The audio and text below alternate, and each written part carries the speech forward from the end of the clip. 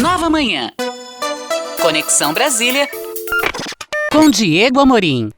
E a gente segue aqui no Conexão Brasília analisando os primeiros nomes, as primeiras confirmações que vão ocupar os ministérios no próximo governo. Diego Amorim conversou com presidentes de partidos e conta pra gente a avaliação. Bom dia, Diego.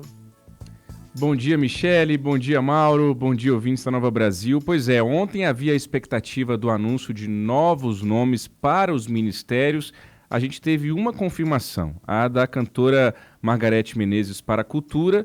Além disso, tivemos alguns nomes confirmados ali no segundo escalão. Como esperado, Fernando Haddad, que vai assumir o Ministério da Fazenda, anunciou 2 de seus auxiliares. Um deles vai ser o Gabriel Galípolo, que ajudou a reduzir a tensão ali entre a equipe de Lula e a Faria Lima. Ele que já presidiu o Banco Fator, atuou no governo de José Serra, em São Paulo. É jovem, tem 39 anos, também é conselheiro da Fiesp. Em abril último, ele promoveu um jantar com empresários em São Paulo, apresentando ali, fazendo uma ponte com o Geraldo Alckmin, à época candidato à vice-presidência da República. E também foi confirmado o nome de Bernard Api, que vai cuidar da reforma tributária. O governo Lula aí, o governo de transição, continua dizendo que essa vai ser uma das prioridades a partir de janeiro.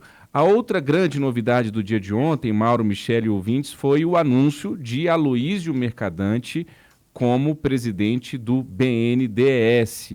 Ele que está ajudando a coordenar a transição, ajudou a coordenar a transição, que em tese acabou ontem aí com a apresentação desse relatório de balanço, e também montou o plano de governo desse terceiro governo Lula.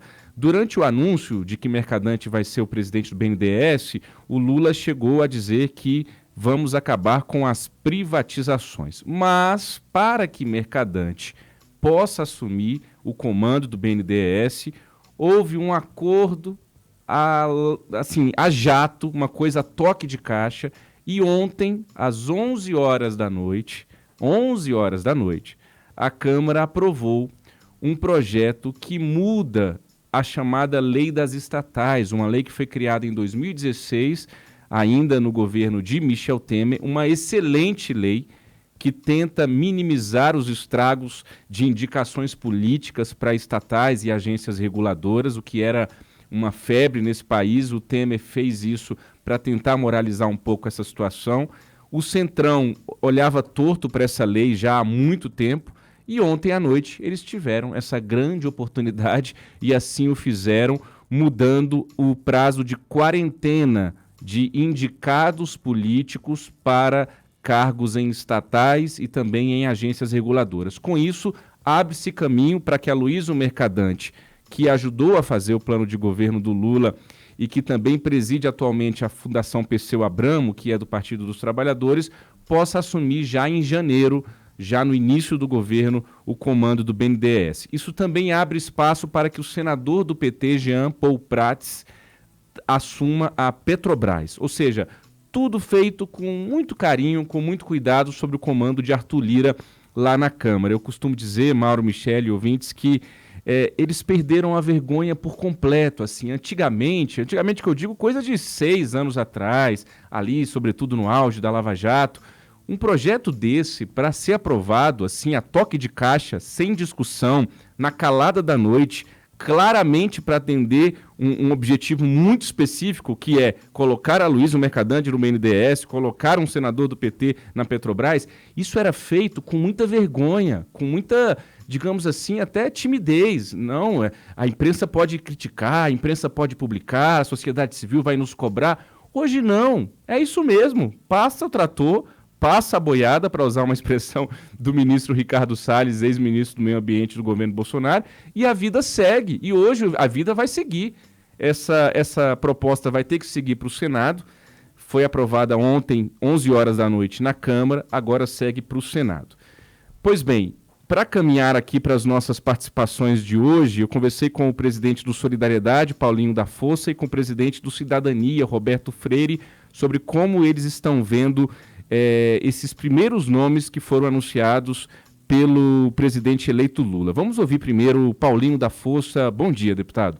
Olá, Diego Amorim, prazer falar contigo novamente. Parabéns pelo teu trabalho de noticiar em primeira mão todas as coisas importantes do Brasil. Bom, primeiro, eu gostei muito dos nomes anunciados. Acho que o nome do Fernando Haddad é um nome importante para a economia, dá a garantia que eu acho que precisa, cuida da área social. Enfim, acho que os nomes anunciados foram positivos e não vi nenhum dos aliados reclamando destes nomes que foram anunciados. Pelo contrário, todos elogiaram. Estive com o presidente Lula na semana passada e ele disse que esta semana convidaria os partidos aliados para continuar a discussão da composição do ministério.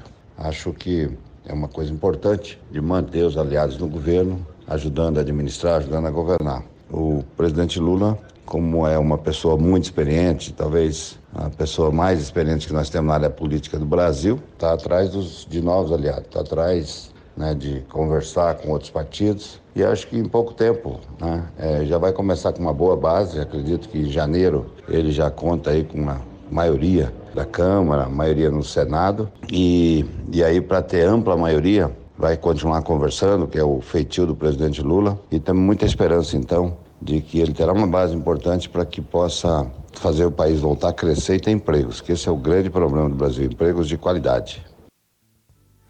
Tá aí o Paulinho da Força, presidente do Solidariedade. Eu também ouvi o presidente do Cidadania, o Roberto Freire, que me disse que com certeza o Centrão vai dar sustentação ao novo governo Lula. Bom dia, Freire.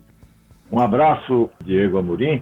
Olha, os primeiros nomes são nomes que eu diria que dão uma sinalização muito positiva. O Haddad, alguém ligado diretamente ao próprio presidente, que vai lhe dar condições de definir bem o rumo de uma economia que, na frente ampla formada, tem, evidentemente, certos antagonismos nas suas franjas mais radicais. E ele vai precisar ser um árbitro. E a figura do Haddad, alguém muito da sua estreita confiança.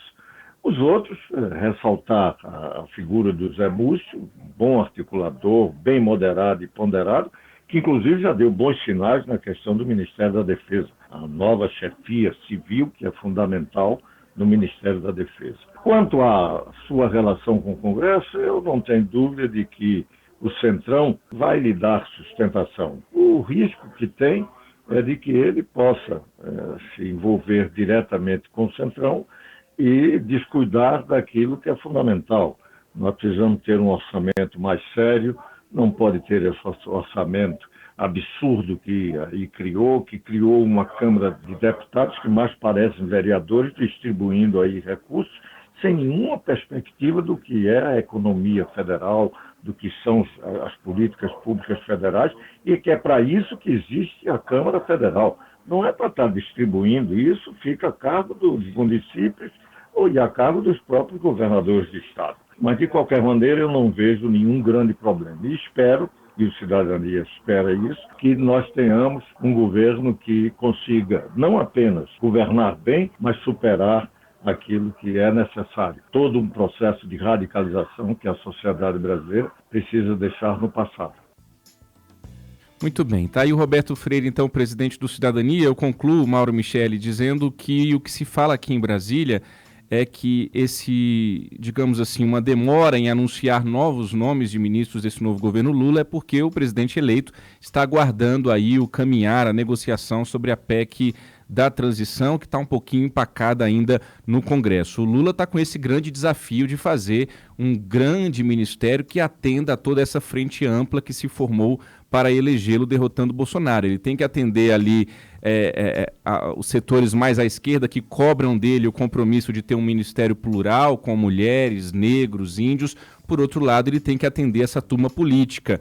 Tem o MDB de Simone Tebet, que quer pelo menos 2 ministérios, mas tem algumas pessoas do MDB querendo 3 ministérios. Tem o próprio Solidariedade do Paulinho da Força, com quem nós conversamos hoje. Tem o PSD de Gilberto Kassab, que está pleiteando o Ministério do Turismo, o Ministério da Agricultura. Ou seja, é muita gente para o Lula agradar e por isso que essa demora também se justifica nesse anúncio do time completo do Lula para janeiro de 2023. Mauro Michele.